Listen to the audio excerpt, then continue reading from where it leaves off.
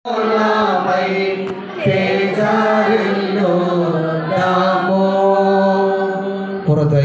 వాంఛలన్నీ ప్రభుని ఎదుట పారవేయుదాము. ముదముతో ప్రభుని చూచి ముద్దు పెట్టుకుందాము. ముద్దు పెట్టుకుందాము. ముద్దు పెట్టుకుందాము. దేవారాజా పుత్రులమై తేజరిల్లుదాము.